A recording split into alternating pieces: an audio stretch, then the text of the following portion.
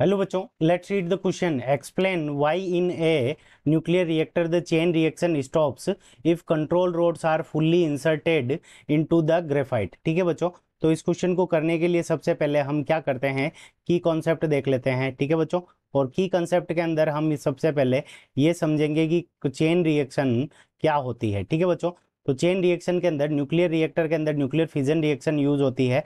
और इसके अंदर क्या होता है कि हमारा एक हैवी न्यूक्लियस होता है यूरेनियम 235। ठीक है बच्चों, तो ये हमारा हैवी न्यूक्लियस है यूरेनियम 235। ठीक है बच्चों, और इसके ऊपर स्ट्राइक करता है क्या, एक न्यूट्रॉन स्ट्राइक करता है। ठीक है बच्चों, एक न्यूट्रॉन स्ट्राइक करता है जिसके कारण ये क्या होता है कि बेरियम और क्रिप्टॉन के अंदर टूट जाता है। दो स्मॉल न्यूक्लियर के अंदर टूट जाता है, बेरियम और क्रिप्टॉन के अंदर। ठीक है बच्चों, ये हो गया हमारा बेरियम और ये हो गया हमारा क्रिप्टॉन। ठीक है बच्चों, इसके अलावा इसके अंदर 3 न्यूट्रॉन बाहर और निकलते हैं। ठीक है बच्चों, ये 3 न्यूट्रॉन बाहर निकल गए।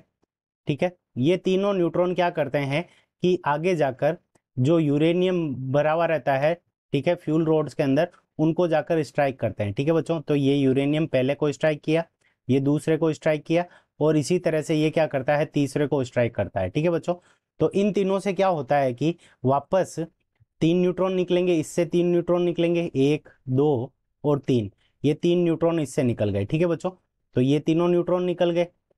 अब यहां से भी 3 न्यूट्रॉन निकलेंगे।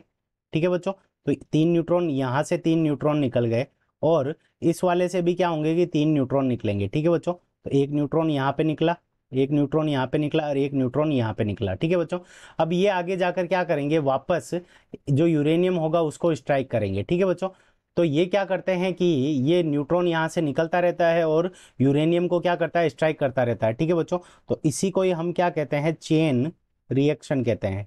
ठीक है बच्चों, इसी को हम क्या करते हैं, चेन रिएक्शन कहते हैं। ठीक है बच्चों, अब इस चेन रिएक्शन को स्टॉप करने के लिए हमें क्या करना पड़ेगा, जो एक्सेस अमाउंट ऑफ जो न्यूट्रॉन है इसको क्या करना पड़ेगा, एब्जॉर्ब करना पड़ेगा। ठीक है बच्चों, ये निकले और इसको कोई ना कोई एब्जॉर्ब कर ले। ठीक है बच्चों, तो एब्जॉर्ब करने के लिए हम क्या करते हैं, in excess amount of neutron को एब्जॉर्ब करने के लिए हम क्या करते हैं, कंट्रोल रोड्स का यूज करते हैं। ठीक है बच्चों, कंट्रोल रोड्स का यूज करते हैं। अब कंट्रोल रोड्स क्या करती है, ये बोरॉन की बनी हुई रहती है। ठीक है बच्चों, बोरॉन की बनी हुई रहती है, ये बोरॉन की बनी हुई रहती है, और ये क्या करती है, एक्सेस जो न्यूट्रॉन होता है उसको एब्जॉर्ब कर लेती है।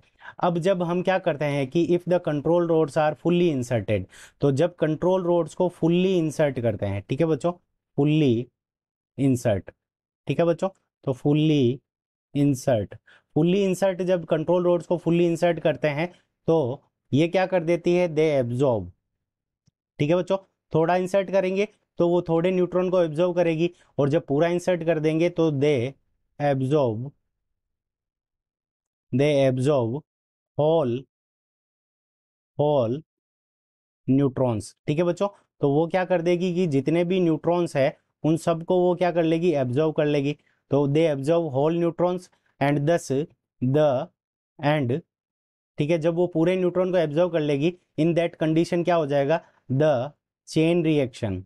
ठीक है, क्योंकि आगे न्यूट्रॉन उस यूरेनियम को स्ट्राइक करने के लिए न्यूट्रॉन है ही नहीं, न्यूट्रॉन है नहीं, तो चेन रिएक्शन क्या हो जाएगी, the chain reaction will stop.